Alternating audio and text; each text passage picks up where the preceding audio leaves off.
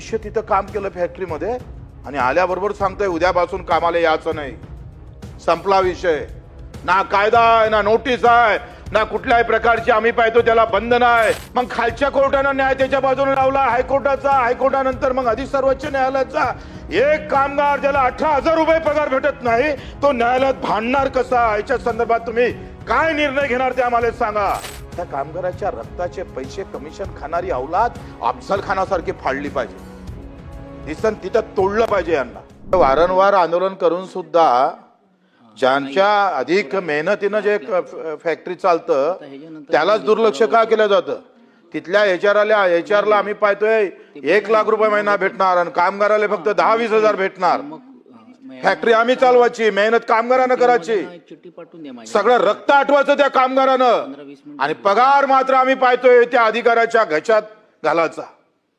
सगळा नफा आम्ही पाहतोय त्या कंपनीच्या मालकाच्या घशात घालण्याचा प्रयत्न आहे.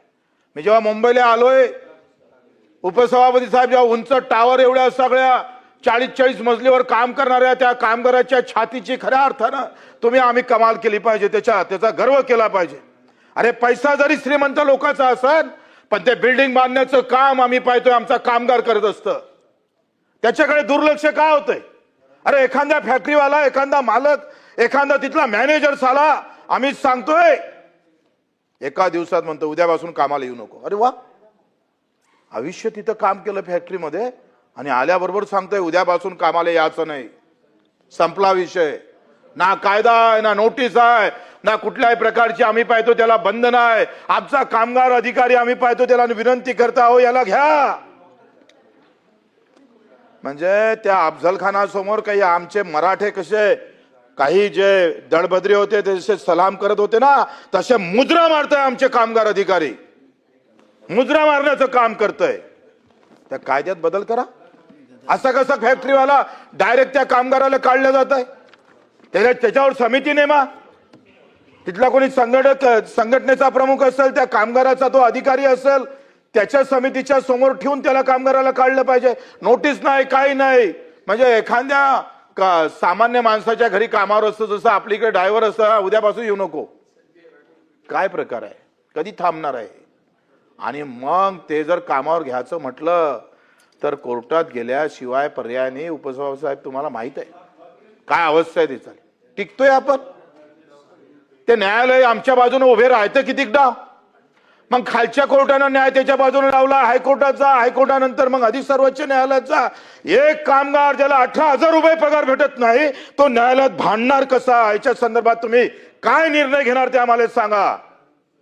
त्या कामगाराच्या पाठीमागं कामगार मंत्री म्हणून तुम्ही कधी उभे राहणार ते तुमच्याकडून अपेक्षा आहे. आज फिनले मिल आमची तुम्हाला माहित आहे, टेक्सटाईलच्या केंद्र सरकारनं ह्या सगळ्या मिल बंद केल्या. 6 मिल महाराष्ट्रातल्या आम्ही पाहतोय बंद केल्या, पूर्ण देशभरातल्या 6 मिल बंद केल्या आणि 50% आम्ही त्या कामगाराला पगार देतोय.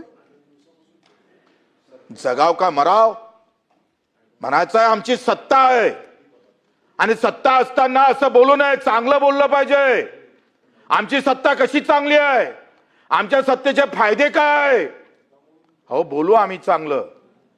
पण 50% पगार जर भेटत असेल त्या कामगारांना दुसरीकडे कामाला जाता येत ना, कुठं काही करतायत, राहू शकतोय आपण. तुम्ही सांगतोय आकाश हो, तुम्ही यावर लक्ष जर घातलं नाही, मला वाटतं हा क्रांतिकारी निर्णय घेतला पाहिजे आपण. ओव्हर टाइम आम्ही काम करतोय, 12-8 तास काम केलं पाहिजे, 12-12 तास काम करून घेतलं जातं. हे 4-5 गोष्टी तुम्ही लक्षात घ्या. डायरेक्ट काढता येणार नाही, कायदा करणं आवश्यक आहे. ओव्हर टाइम असताना आम्ही पाहतोय कुठलाही ओव्हर टाइम केला जात असेल तर त्याच्यावर रितसर जे काही महत्वाचे फायदे आहे, पीएफ असन, अधिक काय असणार, हे जर त्याला भेटत नसेल, ह्या हक्काचे आहे, घ्या आढावा. काही तर आम्ही सांगतोय मुजरा घालतं, काही मुजरा घालून नोटा मोजतोय.